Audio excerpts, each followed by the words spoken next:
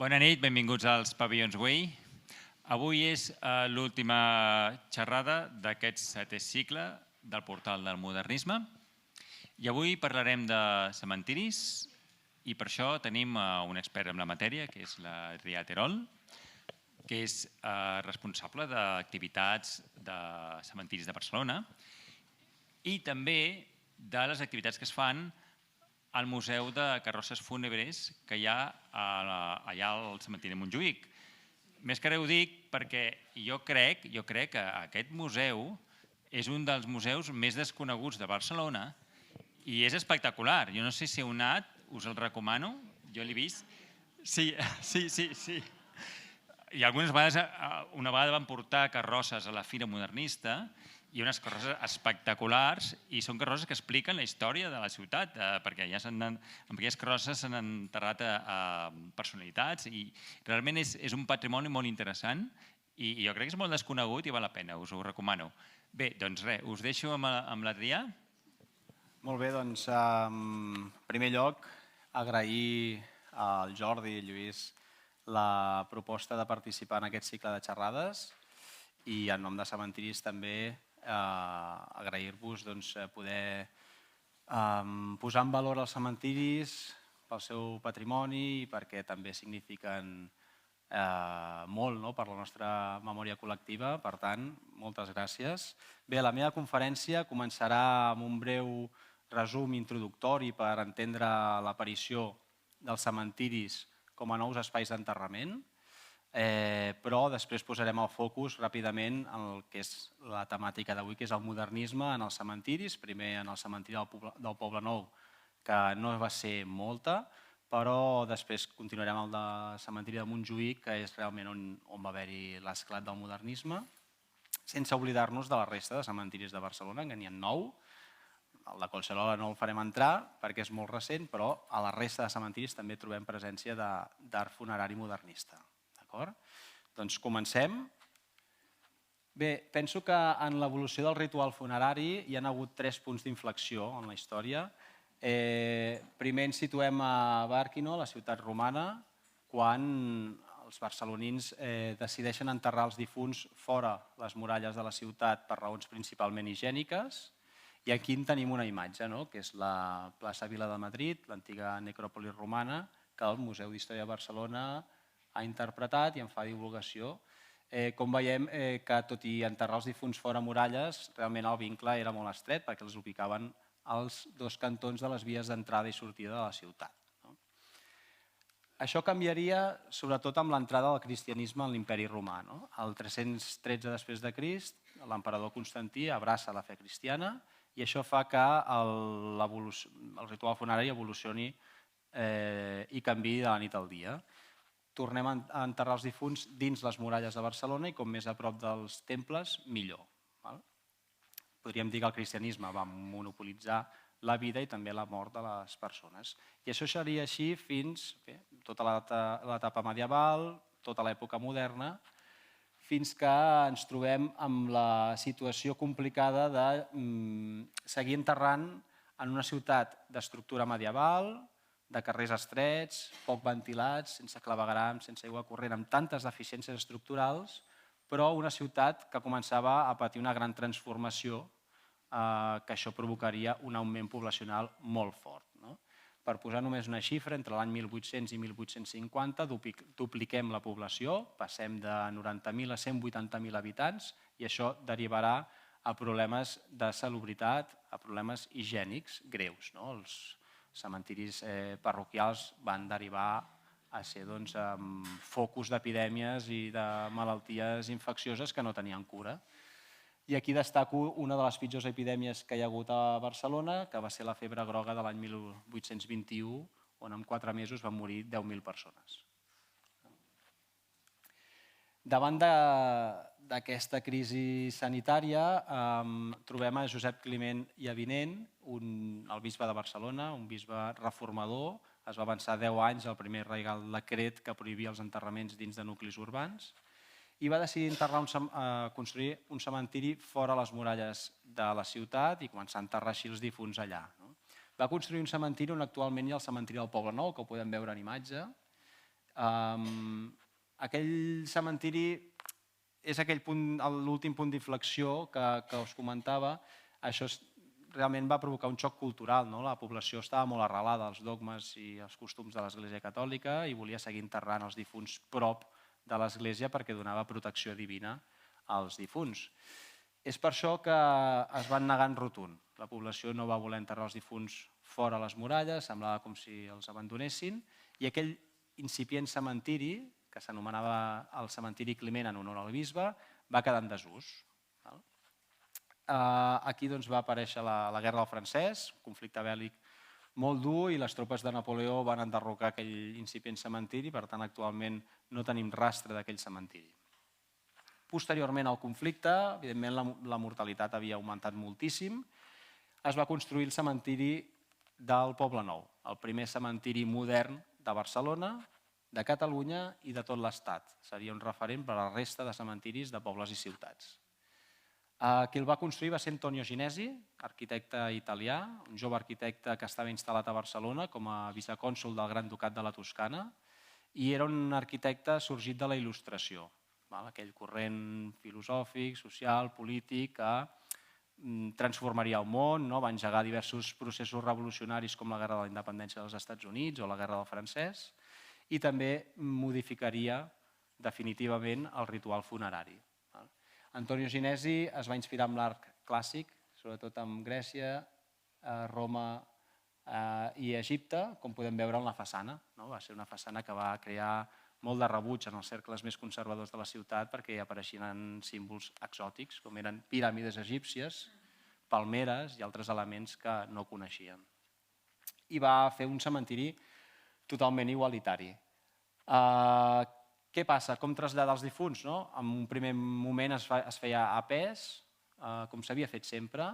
Va sorgir un ofici fins i tot, que era el transportador de difunts. Eren homes que amb uns vallars transportaven a pes a la persona difunta fins al cementiri, però la distància era 1,5 quilòmetres, per tant era una feina que es convertia en una feina molt feixuga i perillosa perquè eren terrenys despoblats, hi havia robatoris, animals salvatges, i per aquesta raó el 1836 s'imposa la utilització de la carrossa fúnebre.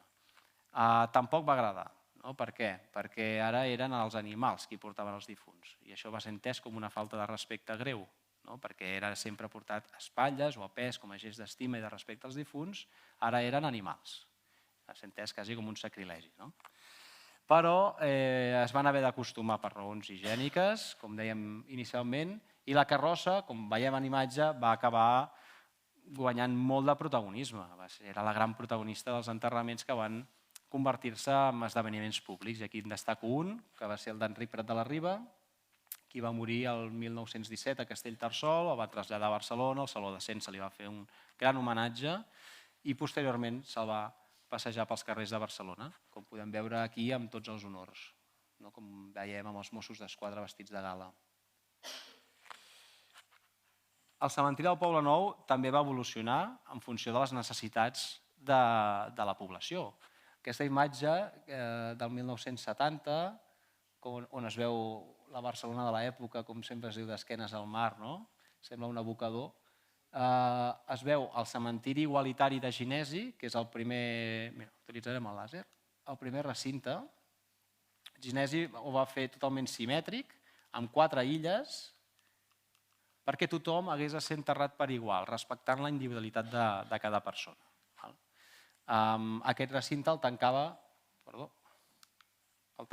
la capella aquí. Què passa? Que aquella industrialització que va engegar, sobretot a partir del 1833, amb la inauguració de la fàbrica Bonaplata, jerarquitzaria molt a la població. Va néixer una classe social molt potent, econòmicament parlant, que va ser la burgesia, però al mateix temps també naixeria el proletariat, una classe treballadora empobrida que havia perdut els oficis i, per tant, els seus llocs de treball. La burgesia, el 1848, sol·licita l'ampliació del cementiri i allà van reclamar un espai on poder fer ús de l'art i de la cultura com a distinció social. I és allà on, ara entrarem en detall, s'hi concentra gran part del patrimoni funerari del cementiri del Poble Nou. Però al mateix moment també es va haver d'ampliar el cementiri pel cantó mar per fer una gran fossa comuna, com dèiem, per les classes populars empobrides que ja no tenien accés a un nínxol, a una sepultura individual, tornarien a ser enterrades en fossa comuna. Finalment, també hi havia un espai per la comunitat protestant, aquí. Això es veuria modificat. L'apartament tercer que diem avui dia, a partir del 1860 la fossa comuna començaria a ornamentar-se, es començarien a construir nínxols també, i a finals del segle XIX es clausuraria i aquí comencen a aparèixer sepultures molt destacades, principis del segle XX, que després també les comentarem. Bé, entrem en detall al que és el departament segon del cementiri del Poble Nou, que, com els deia, és allà on la burgesia faria una gran ostentació mitjançant construccions fetes pels millors arquitectes i els millors escultors i altres artistes del moment. Alguns catalans, altres també estrangers.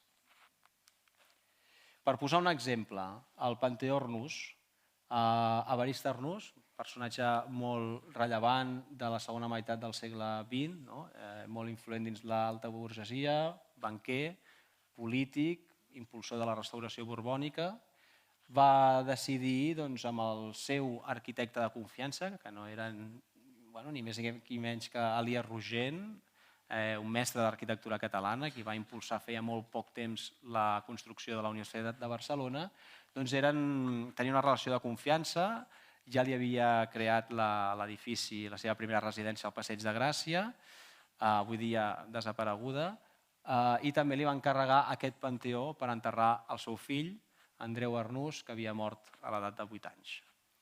En aquest panteó també hi participarà un gran escultor, Venanci Vallmitjana. Els germans Vallmitjana van ser els renovadors de l'escultura catalana moderna. Venanci, Agapit Vallmitjana, i van participar sobretot amb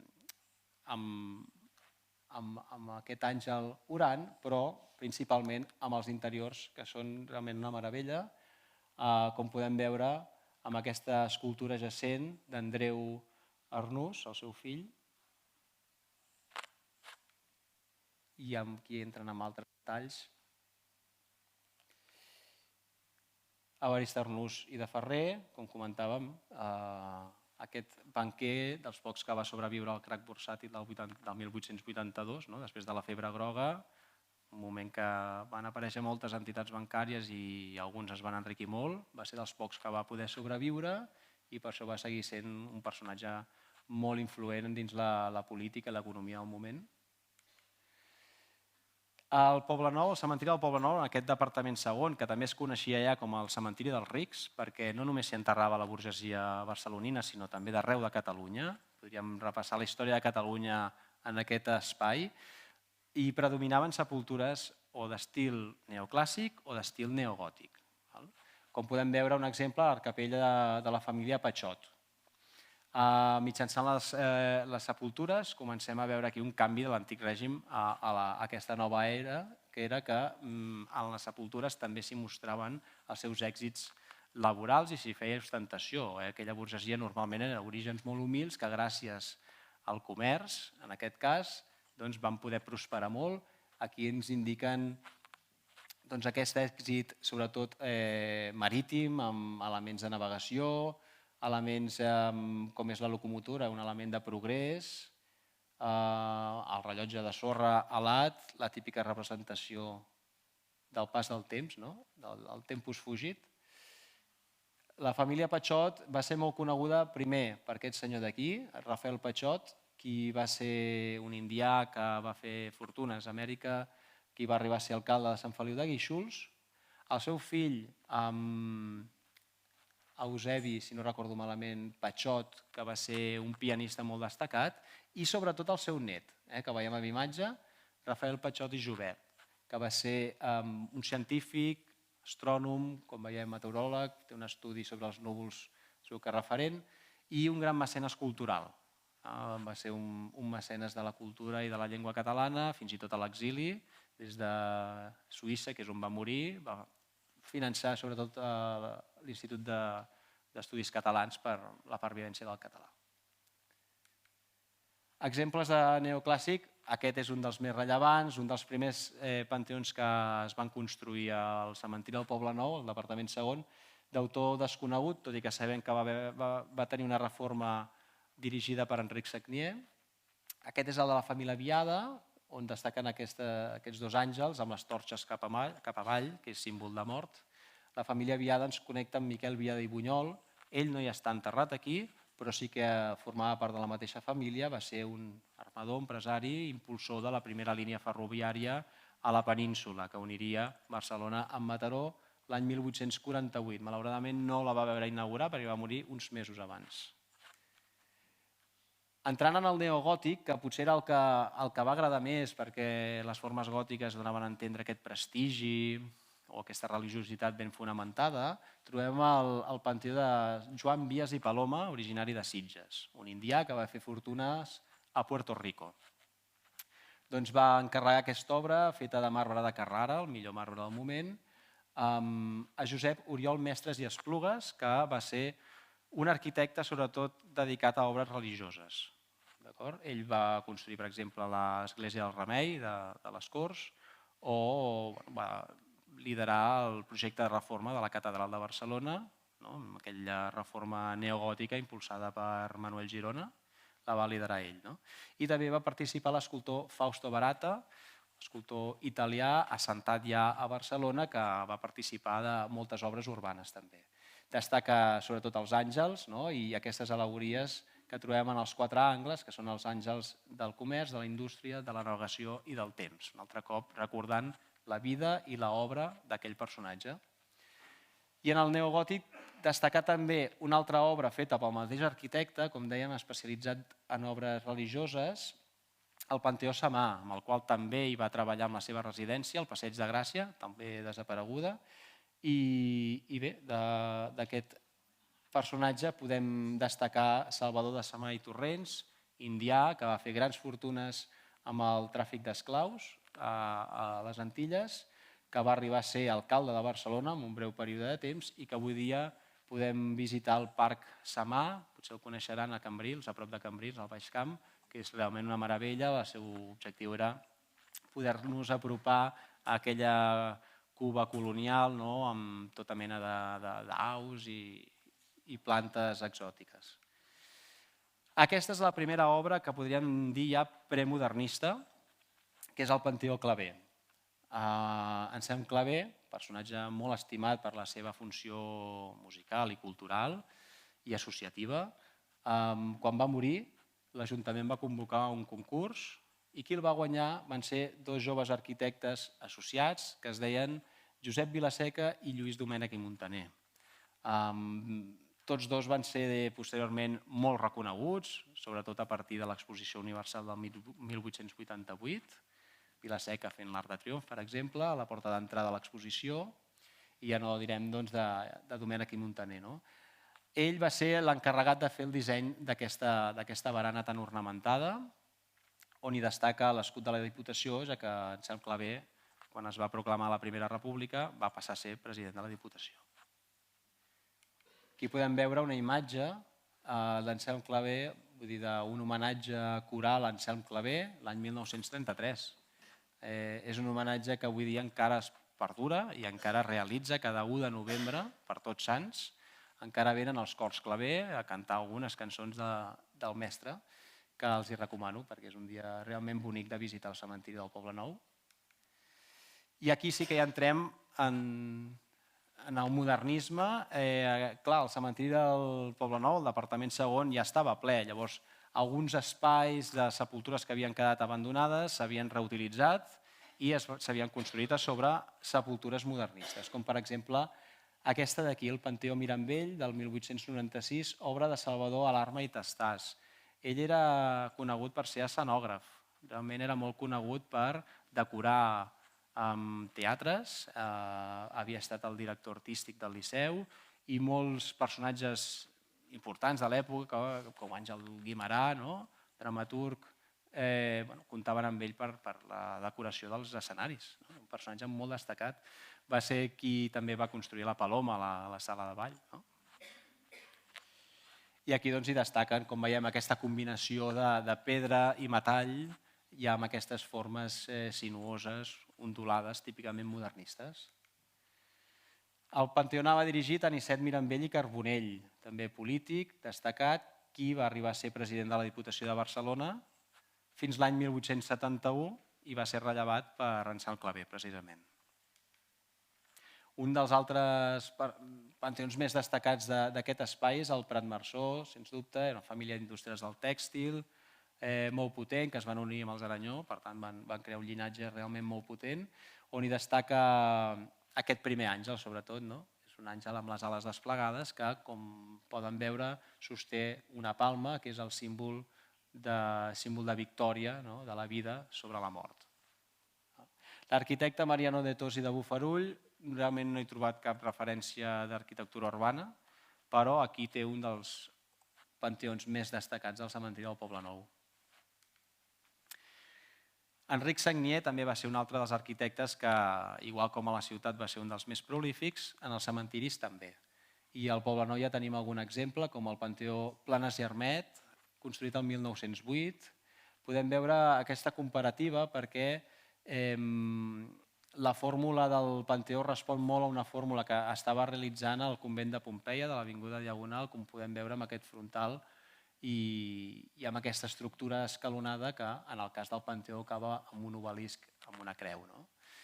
Per la família Planes Armet ja hi havia treballat també amb la seva residència. Sempre veiem aquesta connexió cementiri-ciutat i amb aquests arquitectes de confiança. Podem veure la cantonada original de la Gran Via amb Llúria i com és actualment, com s'ha reconstruït.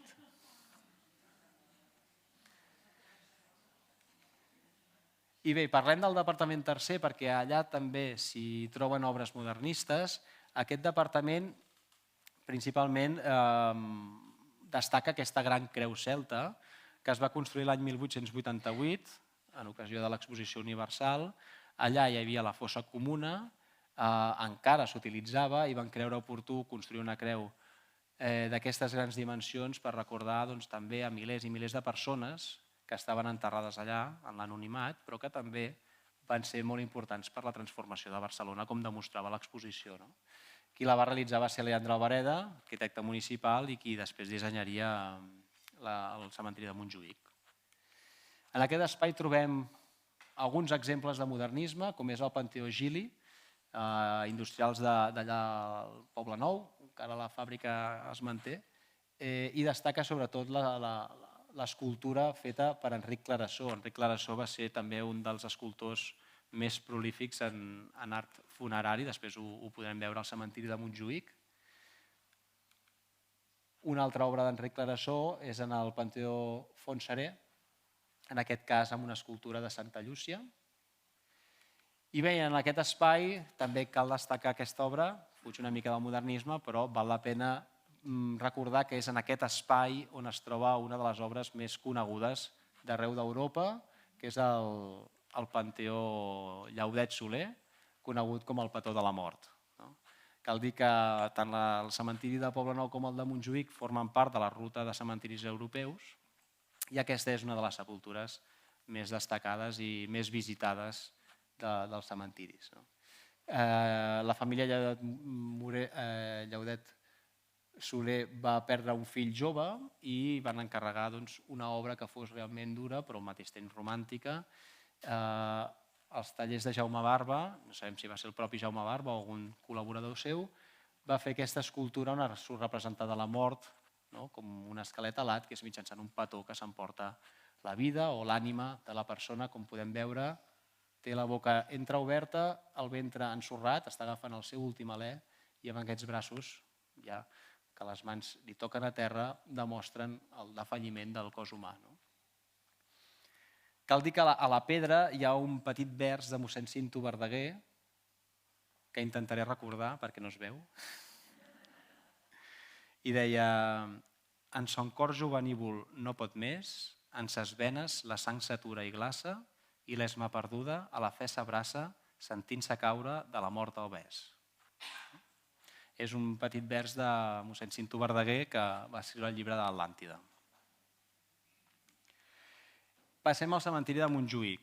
El cementiri de Montjuïc va ser construït l'any 1883 per Leandre Albareda, l'arquitecte municipal del moment, per encàrrec de Francesc de Paula Rius i Taulet.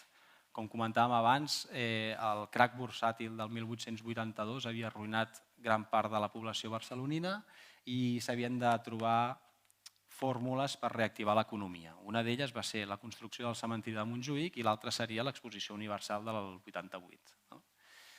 A més, també el cementiri del Poblenou havia quedat obsolet, havia quedat ple, col·lapsat, perquè Barcelona estava en plena expansió, sobretot quan s'enderroquen les muralles i pot començar a créixer per Barcelona, el que és actualment la Barcelona moderna. Leandre Albareda faria el que va dir en les seves pròpies paraules un monument de monuments, per tant volia que allà s'hi poguessin projectar el poder econòmic d'aquella burgesia del moment, les aspiracions d'aquella Barcelona industrial, però al mateix temps també era conscient que Barcelona vivia una crisi social, la lluita de classes era molt present i era molt violenta i per tant també havia de ser un espai de conciliació. Hi ha sepultures per tothom, sepultures, tombes o hipogeus per les classes menestrals, nínxols per les classes treballadores i les classes més humils també tenien espais comuns. També hi havia fosses comunes, com és el Fossar de la Pedrera, que era la fossa comuna principal. També va reservar espais per les persones que no congregaven amb l'Església Catòlica, com eren els lliurepensadors, els anarquistes, que en trobem de destacats, com Francesc Ferrer i Guàrdia, fundador de l'Escola Moderna, espiritistes, persones que no volien ser enterrades en cementiri, doncs eren enterrades al límit i posteriorment, evidentment, ja es van incloure. Bé, el cementiri de Montjuïc es construeix el 1883. Aquí he posat aquesta foto perquè per fer entendre molt bé el que veníem explicant, aquesta voluntat de la burgesia de mostrar el seu poder econòmic aquí en el cementiri. Què millor que aquesta porta d'entrada, el que diem popularment el Passeig de Gràcia del cementiri. Trobem el Panteó Batlló i a sobre, a la part de dalt, hi ha el Panteó Bonaplata. El Panteó Batlló va ser construït per Josep Vilaseca. Aquí trobem obres de Manuel Foixà i d'Enric Clarasó en l'interior. I bé, la família Bonaplata, una família d'industrials, que seria coneguda també per la Casa Batlló, tot i que Josep Batlló i Casanovas no està enterrat aquí, era una altra branca familiar, ells són coneguts per Can Batlló, la fàbrica del carrer Urgell, i posteriorment també la de la Bordeta. I la família Bonaplata és una família realment destacada en la revolució industrial. Va construir la fàbrica Bonaplata el 1833, coneguda com el vapor, va ser la primera a moure la maquinària mitjançant el vapor, i com van fer moltes famílies en l'època, van fer traslladar els difunts del cementiri del Poblenou al cementiri de Montjuïc. Això va ser molt habitual en aquell primer moment. Els Bonaplata, els Ametller, moltes famílies burgeses del moment, van veure en el cementiri de Montjuïc l'oportunitat de construir grans mausoleus, molt més grans i molt més majestuosos que Poblenou, que per raons d'espai no ho permetia. I això és un exemple. Bé, les primeres sepultures artístiques van aparèixer realment molt aviat. El mateix any 1883 apareix obres ja d'un dels escultors més destacats del moment, Josep Llimona. He intentat ordenar aquesta exposició per temàtiques, per artistes i també de forma cronològica per veure com evolucionen les obres, perquè el mateix Llimona no és el mateix un àngel de Llimona, com veureu ara, del 1883, com d'aquí 10 anys, que en veurem d'altres. La família Torres, que no hem de confondre amb les bodegues Torres, que també estan enterrats allà, doncs van encarregar aquest àngel a l'escultor Josep Llimona. L'arquitecte Antoni Rovira i Rabassa també va ser molt prolífic aquí dins el cementiri de Montjuïc. Era fill d'Antoni Rovira i Trias, l'arquitecte i urbanista que havia guanyat el concurs per urbanitzar l'Eixample, però que no se li va adjudicar. A fora, arquitectura urbana en té ben poca. Per exemple, la casa de Ramon Casas, però no gaires més. En canvi, dins del cementiri en té moltíssimes. És potser dels arquitectes que més obres funeràries té. Obres de Llimona n'hi ha moltes, n'he escollit algunes. Per exemple, el Panteó Francesc Llopart, també amb col·laboració d'Antoni Rovira i Rabassa, on hi apareix un àngel que sosté a dos criatures. I aquesta és probablement una de les més destacades. De l'any 1893, ja fa 10 anys, podem veure aquesta evolució artística de l'artista. És el Panteó l'Humà i Estrany, és probablement una de les seves millors obres perquè així ho van reconèixer en el moment, a l'època, sobretot per aquesta mostra de sentiments que transmeten les seves obres. Aquest àngel, amb una expressió com meditativa, recordant la memòria del difunt. Aquesta família va ser molt destacada, la família Alomar i Uriach, dins del sector farmacèutic. Van ser pioners, es va fusionar un farmacèutic, Joaquim Alomar, amb un personatge amb una mirada de negocis avançada, que era Joan Uriach. Van fundar els laboratoris Alomar i Uriach, que va ser pioners perquè comercialitzaven medicaments estrangers al mateix temps que en feien de propis, i els hi va anar molt bé. Després la branca Alomar va caure i els Uriach van fundar els laboratoris Uriach, que actualment encara funcionen.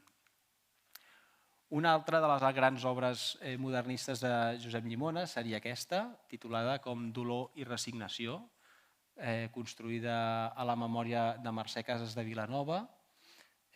Josep Llimona aquí, com podem veure, fa aquest grup escultòric on hi apareix el dolor, amb aquesta expressió de patiment, i la resignació, una persona ja amb una actitud trista, també meditativa. D'aquesta obra, de l'escultura del dolor, en derivarà una de les seves obres més conegudes, el Desconsol, que podem veure al Museu Nacional d'Art de Catalunya i moltes rèpliques arreu, com feia poc temps allà al Parlament, davant del Parlament de Catalunya. Un altre àngel de Josep Llimona, en aquest cas del Panteó Campassol i Borrell. En aquest cas és un àngel ben diferent al que ens tenia acostumats. És un àngel amb unes fraccions masculines, amb una mirada recta, amb els llavis tensos, amb un gest quasi com de guardià. Era un àngel que portava una espasa, ha desaparegut amb el pas del temps, però sota el seu braç dret i mantenia una espasa. Aquesta altra figura, cal dir que també la figura de la dona és molt utilitzada dins l'art funerari. La dona dona a entendre tendresa, confort, sentiments necessaris per afrontar la mort, i és per això que molts escultors modernistes en faran ús de la figura de la dona. En aquest cas, en el Panteó de Joan Rialp i Ventura, fa ús d'aquesta escultura també com a gest de record al difunt. Cal comentar també l'arquitecte Jaume Bayó i Font, és un arquitecte que després posteriorment comentarem amb una altra obra al cementiri de Sant Andreu, que va ser un gran col·laborador d'Antoni Gaudí i un arquitecte modernista de molt nivell. Altres escultors, sens dubte, un dels més prolífics també va ser Enric Clarasó, més que Josep Llimona. Enric Clarasó era un escultor barceloní, un gran amic de Santiago Rossinyol. Per aquesta raó li construeix el Panteó, o participa de l'escultura del Panteó de Santiago Rossinyol. El Panteó era la titularitat de la seva dona, Lluïsa Denis i Reverter, i va ser allà on l'artista s'hi va enterrar, ja que no tenia bona relació amb la família, doncs li va deixar sepultura a la dona. Aquí tenim una imatge de l'enterrament de Santiago Rossinyol, perquè també va ser un dels grans enterraments de l'època. N'hi van haver-hi molts, com hem vist abans, en Prat de la Riba el 17. N'hi hauria també, per exemple, el d'Antoni Gaudí, mossèn Cinto Verdaguer, però el de Santiago Rossinyol també va ser multitudinari. Va morir a Aranjuez, a Madrid, el van traslladar amb tren fins a Barcelona, van fer una aturada a l'estació de tren de Sitges, també perquè va ser la seva ciutat escollida per les seves col·leccions. Allà li van fer un homenatge a l'estació i va continuar, i com habitualment es feia, al Saló de Cent, es va exposar al fèretre i se li va fer un últim gran homenatge. També se'l va passejar pel centre de la Rambla, com normalment es feia. Com podem veure, hi participaven, hi havia la banda municipal de músics, també els nens orfes de la Casa de la Caritat, que hi participaven amb aquestes atxes enceses. I normalment, si s'enterrava a Montjuïc, es pujava a Rambla amunt, fins a plaça Catalunya, allà s'acomiadava el dol, i llavors ja anava la carrossa fúnebre i els cotxes d'acompanyament, tota la Gran Via, fins al cementiri de Montjuïc. En el cas que enterressin a Poble Nou, Rambla avall i a l'alçada de Colom, allà s'acomiadava el dol també, i ja era tot el passeig marítim, avinguda Icària o camí del cementiri que es deia fins al cementiri del Poble Nou. En el Panteó de Santiago Rossinyol també hi han enterrades dues figures destacades, Lluïsa Denis i Reverter, la seva esposa, la seva dona, que era autora teatral, pintora, personatge també interessant, que s'hi va enterrar el 1946, i la seva única filla, Maria Rossinyol i Denis, que també va ser una figura a vegades potser eclipsada pel pare, però també destacada, va ser pintora, a part de novel·lista, poeta, una figura també a destacar. Rossinyol era amic de la família, Enric Clarasó era amic de la família Rossinyol, per tant també va col·laborar en decorar el Panteó Rossinyol, una família provinent de Manlleu, de la indústria tèxtil. Rossinyol, juntament amb els seus germans, eren propietaris d'aquesta sepultura i, per tant, li van sol·licitar a Clarasó aquesta figura d'un àngel que està escrivint la paraula eternitat. Una altra escultura realment destacada de Clarasó és aquesta, titulada La Meditació. Un altre cop, una figura femenina, en aquest cas llançant unes flors sobre la tomba, sobre la lauda sepulcral, com a gest de record al difunt. I segurament una de les més conegudes d'Enric Clarasó és aquesta, Memento Homo. Recorda't, home, que vens de la terra i a la terra tornaràs. És aquesta frase que indica una altra mirada de veure la mort. En aquest cas, ell la representa amb un home seminu que amb un pic està cavant la seva pròpia tomba. És aquesta mirada de la mort que neix arran de les teories evolucionistes de Charles Darwin. A partir de la segona meitat del segle XIX, la mort es comença a veure també d'una manera més natural i es comencen a aparèixer sepultures d'un altre estil, sí que predominaven evidentment les religioses, perquè potser davant la mort el que necessites és aquella esperança que et dona la religió, però comencen a aparèixer sepultures que ara en veurem d'altres que realment defugen a vegades d'aquelles grandiloqüències que volien mostrar alguns burgesos. En aquest cas també és un altre panteó de Clarasó, del Panteó Leal de Rossa, construït el 1903. En aquest cas és una escultura femenina, també, que amb el tractament de les teles provoca un cert efecte d'enlairament. Una escultura molt fina, feta per encàrrec de Leal de Rossa, va ser un indià portuguès que estava assentat a Barcelona i bé, també va ser accionista d'alguns bancs com l'Hispano i Colonial, que finançava la possessió de les colònies americanes. Un altre exemple, el Panteó de Carme Macià i Oller, també per anar avançant una miqueta més ràpid. Jaume Brutau, en aquest cas feta pel mestre d'obres Jaume Masdeu, però també un altre cop amb aquest ús de la figura femenina com a record, com a confort, com a tendresa cap a la mort i la seva família. Un altre escultor realment rellevant va ser Eusebi Arnau, pel que fa a l'escultura aplicada a l'arquitectura, igual com a la ciutat trobem molta escultura en obres destacades, ja sigui el Palau de la Música, l'Hospital de Sant Pau, en residències particulars. En el cementiri destaquen moltes, com és el Panteó de la Riba. Aquest panteó va ser construït per Antoni Maria Gallissà, un arquitecte modernista. Va morir jove, per tant no va tenir una carrera molt llarga, però ja havia treballat al costat de Puig i Cadafal, per exemple, en el Castell dels Tres Dragons. I es va convocar un concurs, la família de la Riba, una família de grans homes de negocis. Al morir el patriarca van convocar un concurs, el va guanyar ell i va proposar aquest panteó d'estil neogòtic on hi va participar Eusebi Arnau. D'aquest panteó se'n va fer molt famós una curiositat, un aspecte, que va ser la segona construcció de Barcelona en tenir un ascensor per baixar la cripta. La primera va ser el monument a Colom, per pujar al mirador. La segona va ser aquí, per baixar la cripta. Evidentment, no tenia massa utilitat, però era al final un aspecte de luxe que va fer que sortís a la premsa com a notícia destacada. Un altre panteó molt destacable i molt a prop del que acabàvem de comentar és el panteó de la família Olano Iriondo, on Eusebi Arnau hi participa en aquest relleu de la resurrecció de Crist. També volia comentar aquest altre aspecte que trobem aquí. Això està en aquest capitell d'aquí. Són les bombes d'Orsini. Les bombes que es van llançar el 1893 al Liceu, on un anarquista va llançar aquelles dues bombes un dia que inauguraven la temporada i on van morir 20 persones. Va explotar una, però hi van morir 10 homes i 10 dones. Moltes altres van quedar ferides. Aquell atemptat va causar molt efecte sobre l'estat d'ànim de la burgesia. Al final s'estava atacant el cor de la burgesia, que era el Liceu, i és per això que aquesta família, tot i no rebre l'impacte directament, va utilitzar la bomba d'Orsini com a gest de dolor i de mort. Per això l'apliquen en aquesta sepultura. Bé, igual com va fer Antoni Gaudí.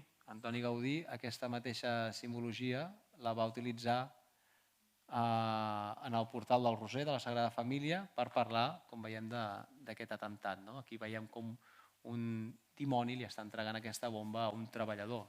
Antoni Gaudí pensem que era un personatge que es tancava al seu estudi i estava en la seva bombolla creant la Sagrada Família, però realment estava molt connectat amb la societat de l'època i realment molt preocupat, com demostra. Bé, Eusebi Arnau treballaria sovint amb Josep Puig i Cadafalch, també en el cementiri de Montjuïc, com és en el Panteó d'Ami Montells. Aquí podem veure aquesta escultura feta per Eusebi Arnau i al mateix moment també, pel que fa a la forja, després entrarem una mica més en detall, obra de la foneria Marriera i Campins, una de les més destacades del moment. D'Ami Montells era pintor, com podem veure, i apareix aquí la mort, que sosté una paleta de pintor. Eusebi Arnau també era medallista i en aquest panteó s'hi pot veure plasmada una obra seva. La seva obra és aquest medalló i destaca sobretot l'escultura de l'àngel feta per Bechini. Juntament amb Josep Puig i Cadafalch també faria el Panteó Terrades. La família Terrades va ser coneguda a Barcelona sobretot per la seva residència, feta també per Puig i Cadafalch, la Casa Terrades, o coneguda com la Casa de les Punxes, i també participaria juntament amb la foneria Marriera i Campins pel que fa a l'ornamentació de la columna de dalt. Aquí podem veure Bartomeu Terrades i Brutau, que va ser aquest fill d'industrials de Sabadell, que ell va tindre una vessant esportiva, va ser jugador i president del Barça i l'home fort econòmicament parlant del club i la residència on hi vivien. També va participar Eusebi Arnau pel que fa al frontal de l'accés al Panteó Ametller, un dels panteons també més destacables del cementiri. Teresa Ametller va reunir 3 parcel·les al cementiri de Montjuïc per aixecar un panteó d'estil neoromànic, ja que Antoni Ametller era un enamorat del romànic català, li va dedicar aquesta obra. També, igual com els Bonaplata, van fer traslladar els difunts del Poble Nou, on al departament segon ja hi tenien un panteó, per enterrar-los aquí. Aquí podem veure en imatge Antoni Ametller, la tercera generació de fabricants de xocolata, des del 1797, que tenien un obrador a la ciutat, però ell va fer gran el negoci, construint una fàbrica, una indústria, amb plantacions de cacau a Cuba, que les dirigia directament ell mateix, i ell era un burgès il·lustrat, amb les tècniques de publicitat, es va fer realment molt famós, amb aquests cartells, amb les col·leccions de cromos, on hi feia participar grans artistes modernistes, com per exemple Peles Mestres.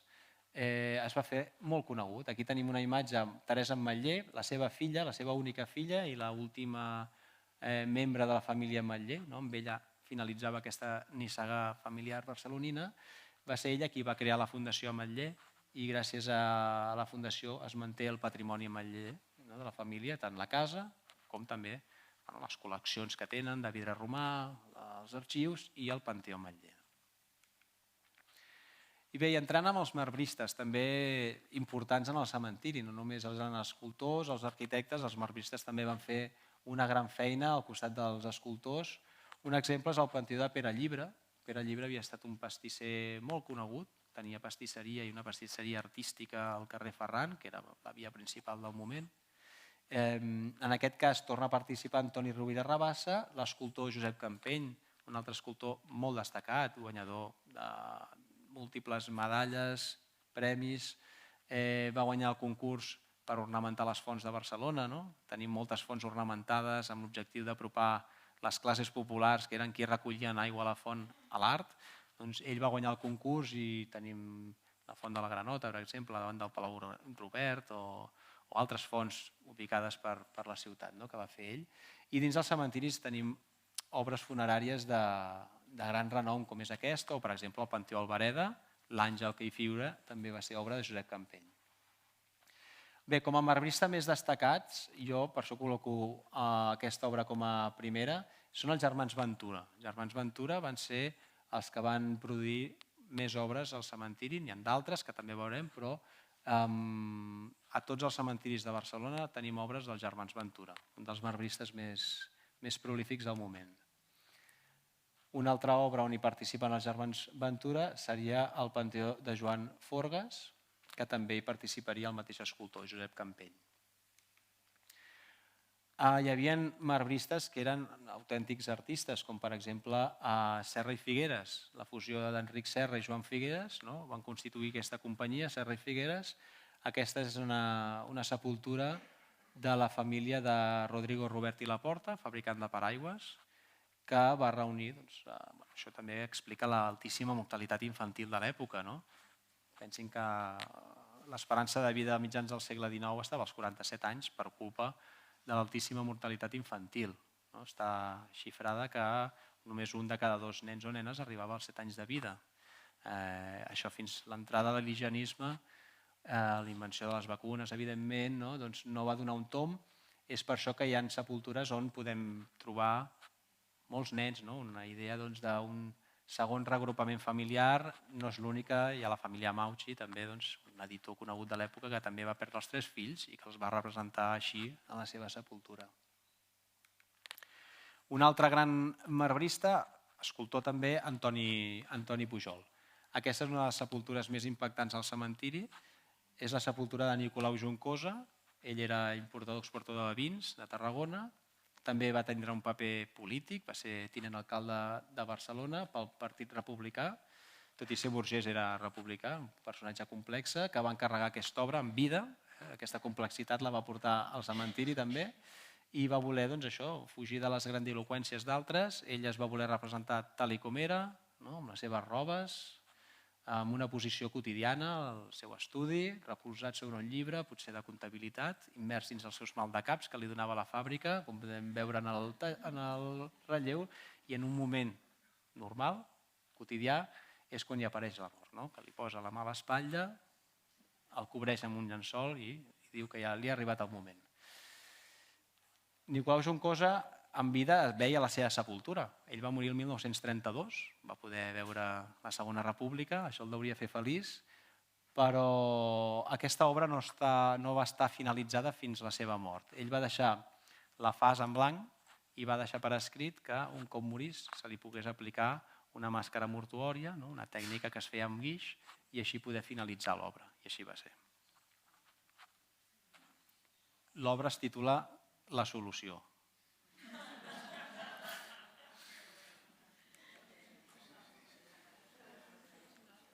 Parlant de fonedors, també molt important. Dins el modernisme, les arts decoratives eren un pilar fonamental de l'arquitectura i en el cementiri així també ho podem veure.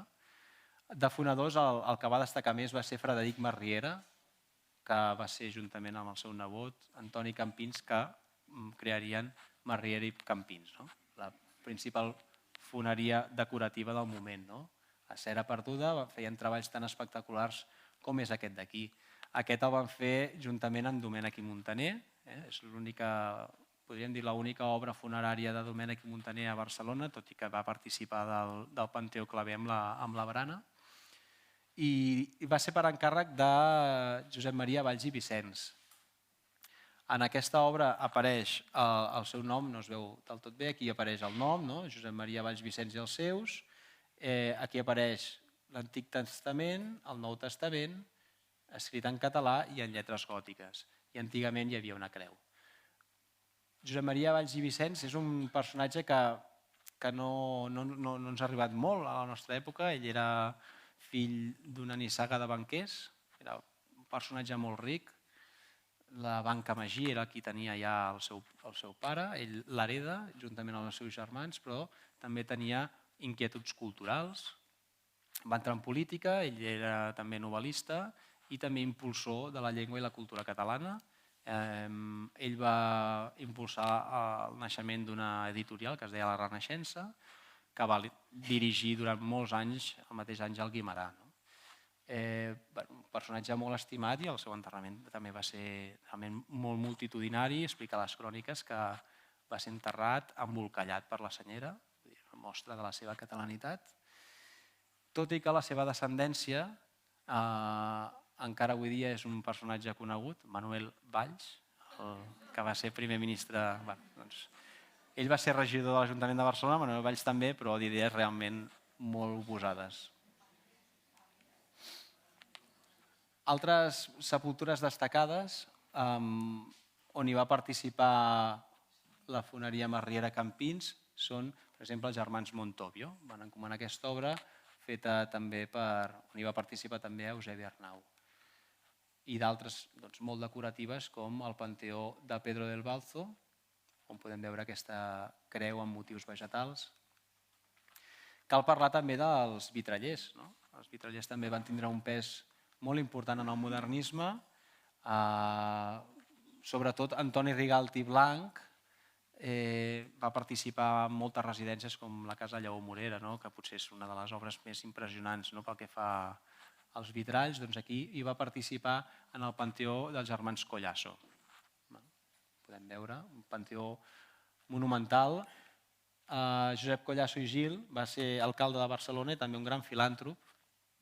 Va donar molts diners per finançar escoles. Les escoles Collasso i Gil van ser escoles molt pioneres, on hi van introduir el mètode Montessori, escoles modernes de l'època. Altres exemples de vitralls els trobem al Panteó Coromina, ubicat a una de les places centrals del cementiri de Montjuïc, realitzat per Leandre Albareda, l'arquitecte municipal, i amb escultura de Rafael Atxer, també un escultor que té diverses obres al cementiri, al Panteó Torres, per exemple, els de les bodegues Torres, i conegut per realitzar l'estàtua de Colón, el monument a Colón. I també cal recordar els mosaïcistes, sobretot a Lluís Bru, que va participar de moltes obres, i al cementiri havia volgut destacar la seva sepultura, que va realitzar ell mateix al cementiri de Montjuïc. També abans d'acabar aquest primer bloc, que és el cementiri de Montjuïc, que és allà on hi ha hagut més producció artística modernista, sobretot durant aquells 30 anys, destacar la sepultura del doctor Robert, feta per Simó Cordomí, després veurem altres exemples d'aquest arquitecte, però aquest és el més rellevant. És una tomba d'estil clarament modernista, també la forja de formes ondulades. Està annexat a un panteó de Merencià Roig, que també havia estat metge i també s'havien emparentat, eren cunyats.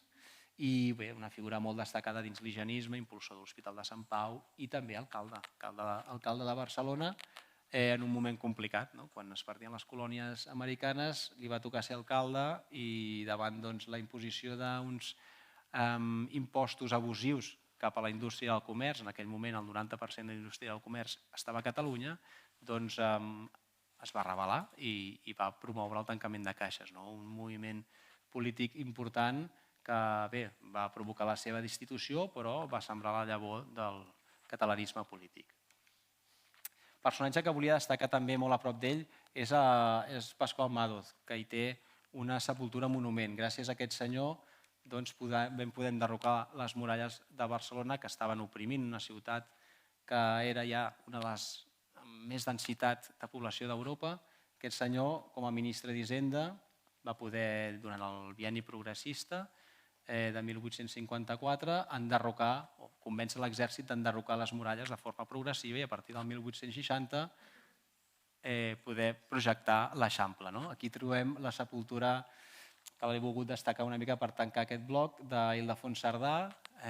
Ja sabran, aquest enginyer urbanista que durant 10 anys va estudiar el Pla Cerdà, va ser des del Ministeri que van confiar en el seu pla, també des de la burgesia, des de la pròpia alcaldia de Barcelona, tot i el concurs que s'havia convocat a l'Ajuntament. Cal dir que Ildefons Cerdà durant quasi 100 anys va estar oblidat en un petit cementiri de Santander. Ell va morir amb deutes perquè l'administració no li va pagar molts treballs, va morir quan s'estava fent unes cures en un balneari i va estar enterrat en un cementiri que es deia Sant Martí de Barros durant quasi 100 anys.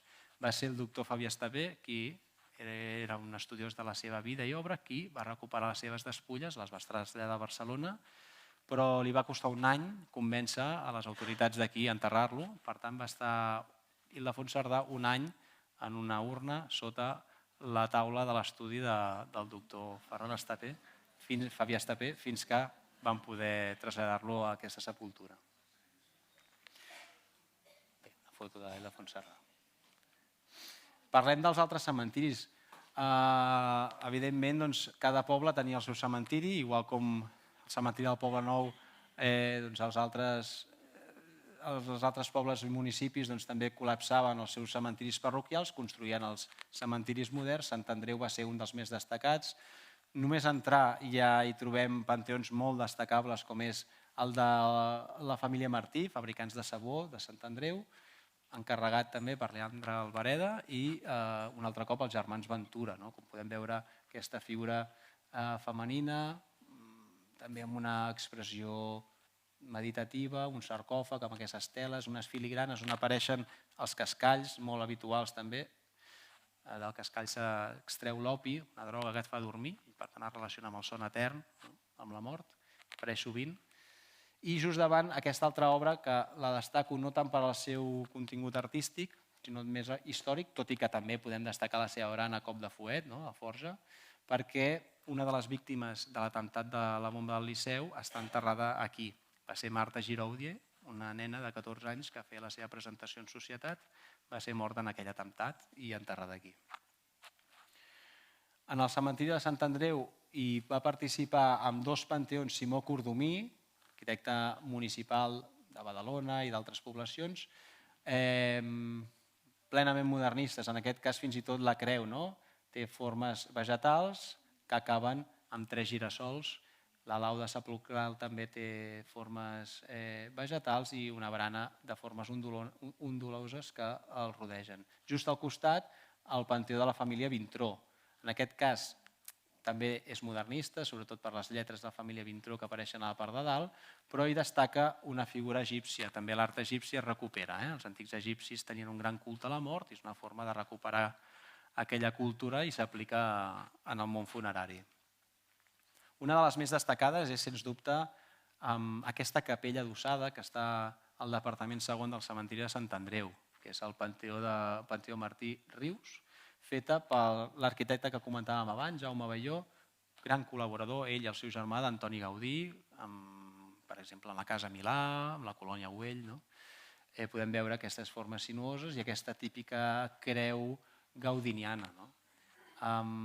Cal comentar l'enreixat també. L'enreixat està fet d'unes peces que es diuen salfactines, que eren típiques de la indústria del moment. Aquesta tècnica la utilitzarà després Gaudí a la Colònia Güell. Això és un precedent d'aquell enreixat de la colònia.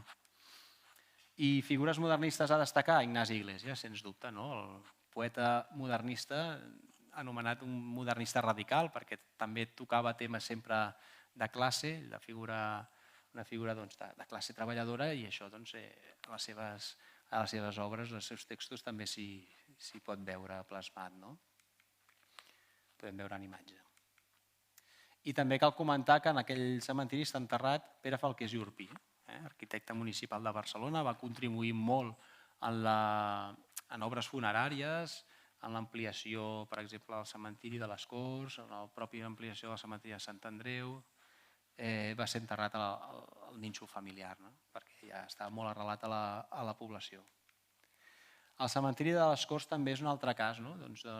Va ser construït el 1847, però no va ser reformat fins molt més tard, el 1913, per Pere Falqués, comentat anteriorment, i Agustí Domingo. Aquesta reforma on s'aplica el maó i la ceràmica, aquesta combinació típicament modernista que també podem trobar a la capella.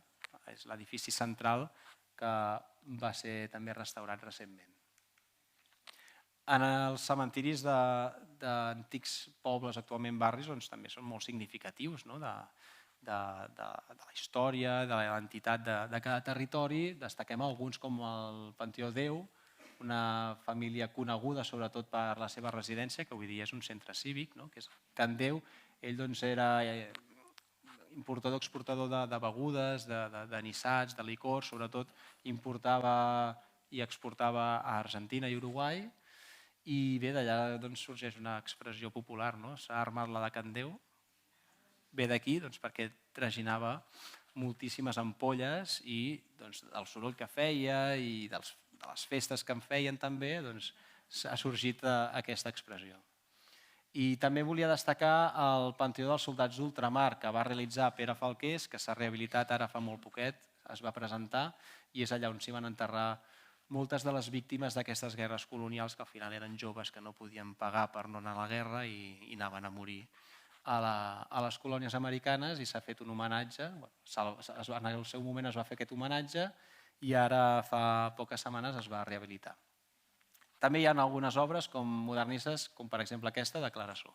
Està al departament tercer, queda una miqueta amagada, però és una obra més.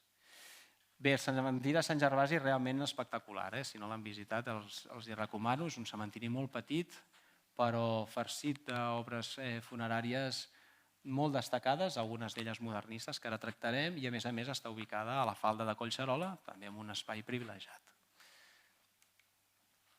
Destaco aquesta obra, aquest panteó de la família Bosch.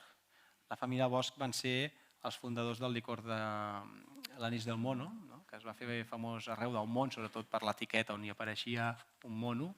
Ells creien que era la beguda més evolucionada, per això li van posar el mono.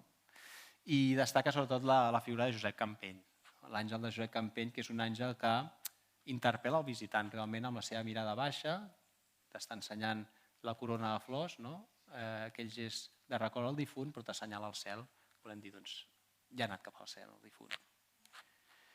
Una obra destacada del cementiri de Sant Gervasi és aquesta, la família Cros, eren uns químics realment destacats de l'època que van encarregar aquesta obra escultòrica a Venància i Vallmitjana, Maria trepitjant la serp, trepitjant el que representa el mal, feta per Joan Bautista Pons i Trabal, també un altre arquitecte molt destacat.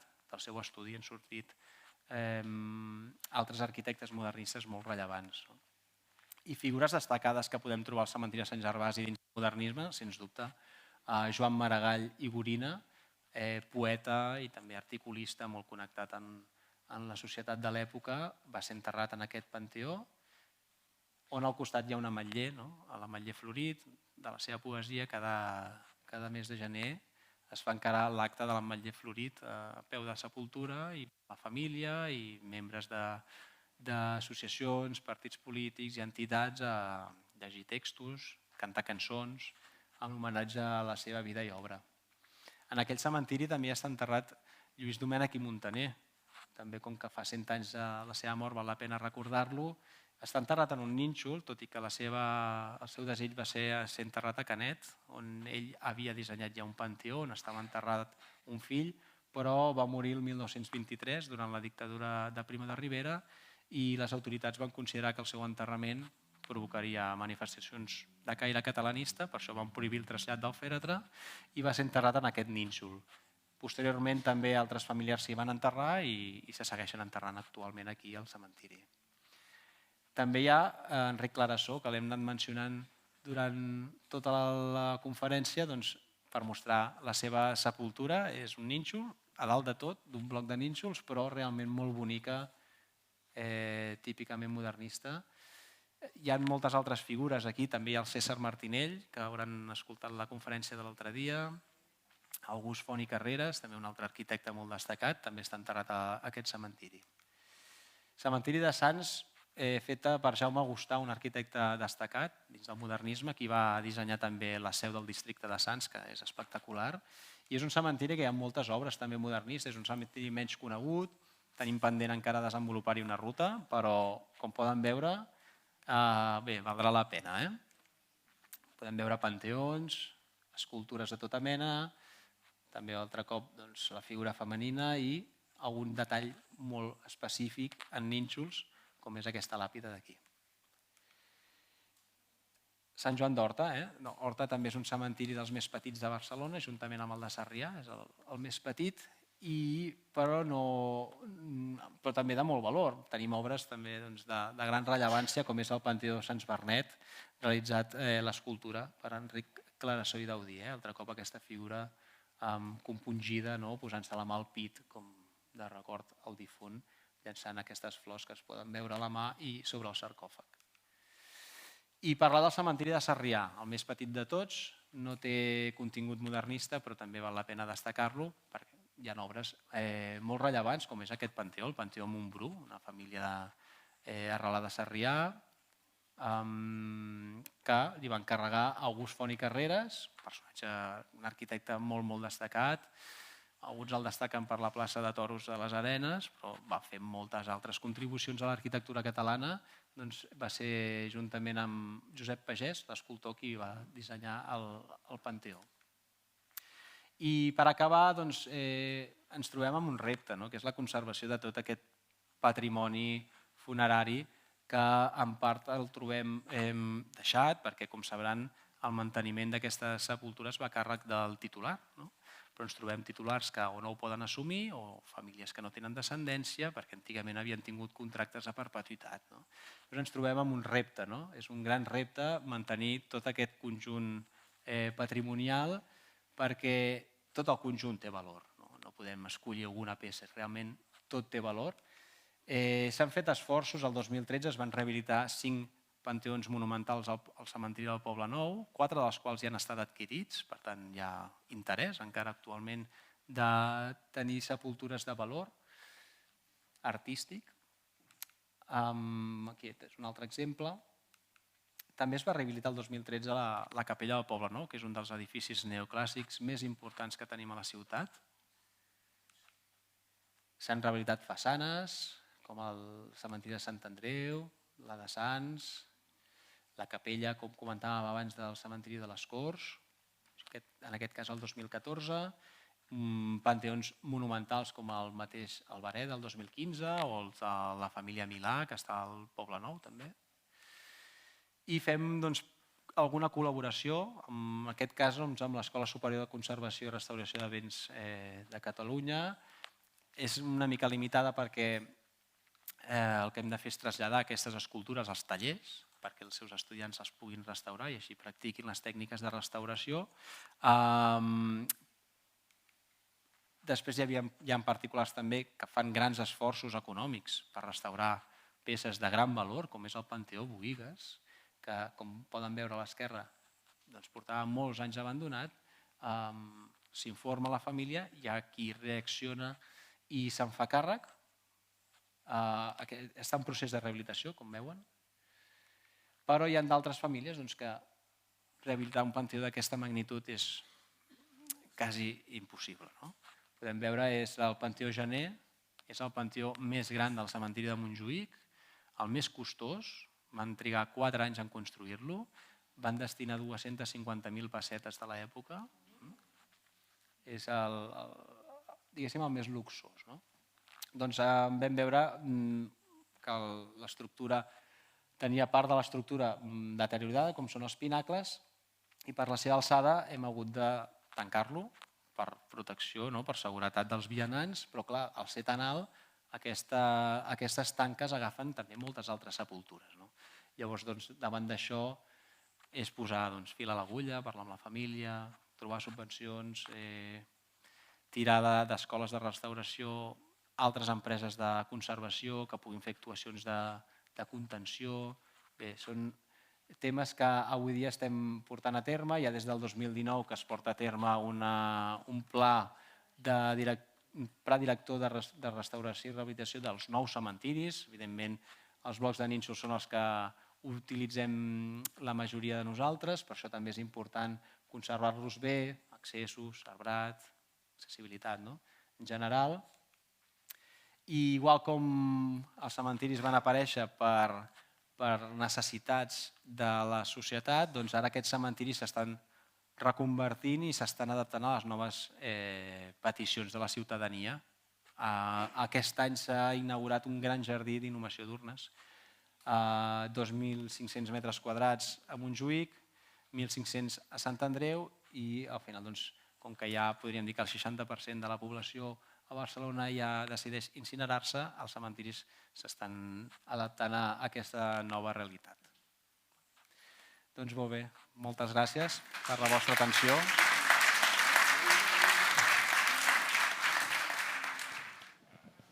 Sí, veig que hi ha una pregunta per aquí. Hola, bona nit, moltes gràcies. Bona nit. I gràcies al segle, que ha estat molt bé. No, l'única pregunta és aquestes tombes reciclades, què es fa amb els ossos dels anteriors propietaris? No, el que es fa és tot un procés, s'informa per carta, la titularitat que tenim, es publica a la premsa, fins i tot es posen adhesius a les sepultures per si algun conegut o familiar ho veu. Si no es respon, es deixen pràcticament uns 20 anys i després d'aquests 20 anys les despulles es traslladen a una ossera, a les osseres que hi ha al cementiri, i en aquest cas són pantons tan antics que el que s'ha de fer és una obra també interna, s'ha de rehabilitar la cripta, els accessos, perquè les tècniques de treball són diferents, estan mecanitzades, els difunts són més alts, més grans. Bé, és tot un procés, però es va aconseguir realitzar el 2013 amb 5 casos. De res. Bona nit, moltes gràcies. M'ha agradat molt. Disculpa la meva ignorància, però has esmentat la majoria de viles que van anar annexionats a Barcelona quan creixia, però no has esmentat Gràcia. Què passava amb els veïns de Gràcia? On eren enterrats els difunts? Doncs normalment s'anaven a enterrar a Sant Gervasi. Hem trobat moltes sepultures de personatges i alguns d'ells rellevants. Fins a 3 alcaldes de Gràcia van decidir enterrar-se a Sant Gervasi. Tenien cementiri propi. Originalment es va intentar fer-ne un abans del cementiri del Poble Nou, just on estan els Jardins de Gràcia a mà esquerra, però va ser insuficient, no va agradar a la població, el que comentàvem també significa un xoc cultural. Es va desistir en aquell cementiri i posteriorment es va fer el de Poble Nou. Però la població enterrava a Sant Gervasi, majoritàriament. El cementiri de Sant Genís dels Agudells és un cementiri parroquial que no gestionem nosaltres, el gestiona directament la parròquia amb alguna funerària. Hola, bona nit. Des que veu començar a fer els cicles de xerrades, les visites guiades especialment, les visites teatralitzades... Perdó, no et veig, Mana? No sé on mirar. Ah, vale, aquí. Hola. Hola. Que, no sé, fa 20-25 anys, això ha aconseguit fer que la gent s'apropi als cementiris, que perdi el respecte en el bon sentit i que vagi a passejar i que vagi a... que s'apropi, vaja, en definitiva. No sé si era ben bé o crec que sí aquest el vostre desig, però ho heu aconseguit? Esteu veient al llarg dels anys un apropament? I una pèrdua de la por? Sí, un dels nostres objectius és aquest, és naturalitzar la mort i ho fem des de les escoles. Des del 2013 que participem del Consell d'Innovació Pedagògica de l'Ajuntament de Barcelona, proposem diverses activitats, tant a Montjuïc com a Poble Nou, perquè són els cementiris monumentals, però també la col·lecció de carrosses fúnebres i també els altres, perquè a vegades són equipaments de proximitat als centres i també està bé conèixer-los, amb l'objectiu de trencar aquest tabú amb la mort, perquè és real. Fa 10 anys, quan vam començar a promocionar les activitats, realment costava moltíssim, molt professorat no volia saber res de tot això. Quan em veien entrar i deia que venia de cementiris, la reacció era què ha passat? era dolenta. I a poc això ho hem anat canviant i avui dia doncs, sí, tenim moltíssimes visites de centres escolars que al final els professors veuen que quina millor manera de tractar la mort que els cementiris, no? I veniu a la Fira Modernista fent un taller cada any, molt interessant, i teniu molta gent a la vostra parada. Això està molt Exacte, bé. sí. Amb la Fira Modernista també ens va molt bé per aproximar-nos al públic, per trencar aquestes barreres emocionals. Ens va bé anar de la mà d'entitats i associacions que potser entren millor, no? I amb la Fira Modernista ens va molt bé. Sí, m'ha agradat molt, ha estat força bé. L'has donat molta importància a l'escultura. Per mi potser és més important el disseny, o tan important el disseny i la part d'arquitecte, no? Perquè qui fa el projecte global, diria, primer ha de ser un arquitecte i posteriorment intervé ja l'escultor. I perdona la meva ignorància, No, és veritat. Vull dir, sí que l'escultura al final com a ornament destaca, però evidentment la feina d'arquitecte és igual d'important i com hem pogut anar veient hi ha hagut molts arquitectes que han participat i arquitectes de gran renom, com el mateix Puig i Cadafalch amb 6 obres crec que té el cementiri de Montjuïc, només en aquell cementiri, no? Bé, potser sí que en una altra conferència li donaré més importància a l'arquitecte, però Molt bé, doncs moltes gràcies per haver vingut i ens veiem l'any que ve, a la 8a edició. D'acord? Molt bé, moltes gràcies. Moltes gràcies.